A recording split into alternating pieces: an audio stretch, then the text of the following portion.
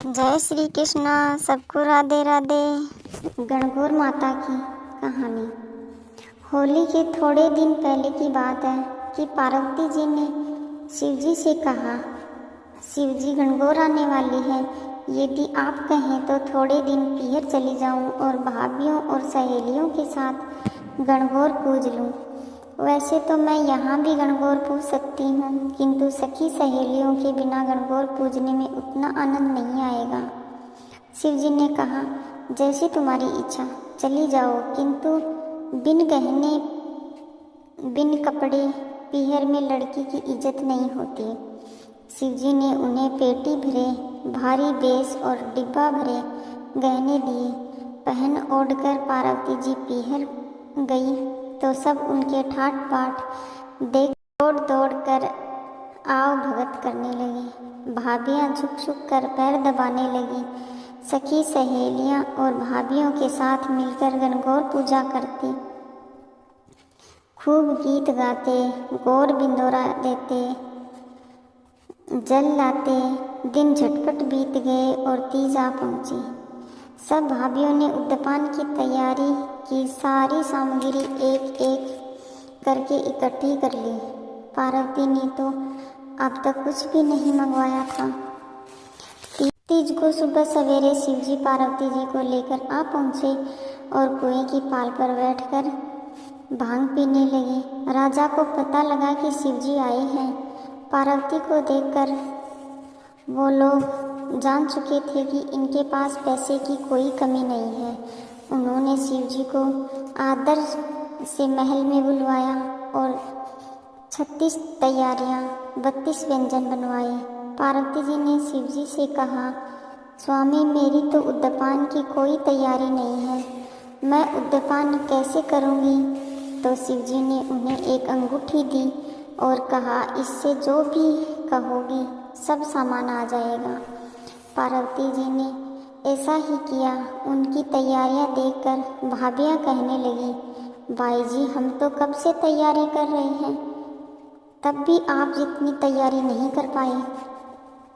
उसने खूब धूमधाम से उद्यापन किया और शिवजी को भोजन परोसा गया। शिवजी को मजाक सूझी। उन्होंने सोचा, यदि मैं सारा भोजन खा जाऊं तो पार्वती जी क्या खाएंगी?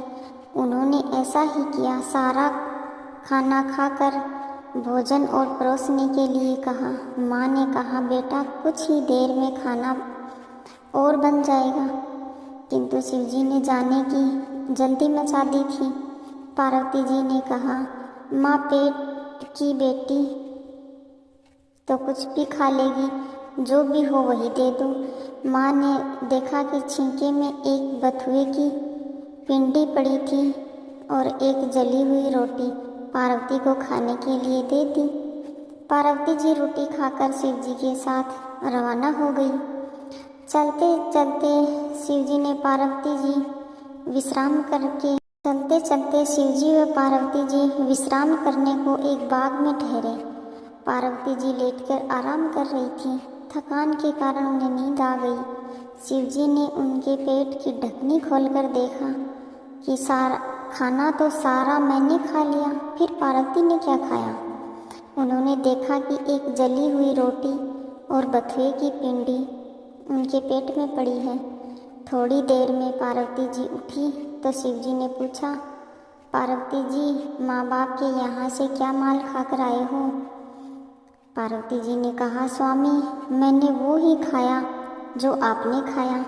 शिवजी ने कहा, पार्वती जी, झूठ बोलो, झूठ मत बोलो, एक जली रोटी और बथुए की पिंडी है पेट में। पार्वती जी ने कहा, स्वामी, आपको कैसे पता चला?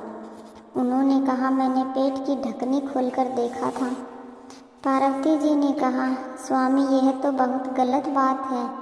औरत पीहर की इज्जत ससुराल में और ससुराल की इज्जत पीहर में रखती है।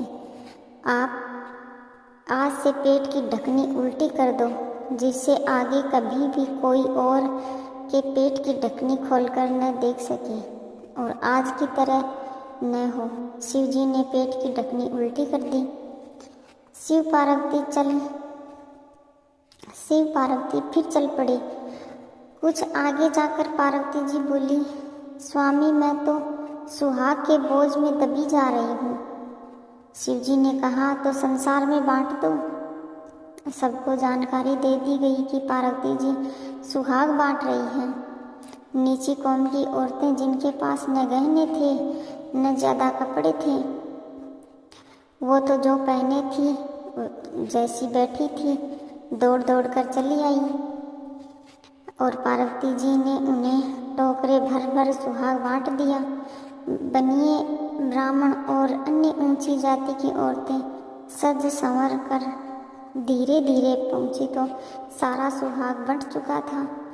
शिव जी ने कहा, पार्वती जी तुम्हारी खास सहेलियां तो अब चली आ रही हैं, उन्हें तो सुहाग देना ही होगा।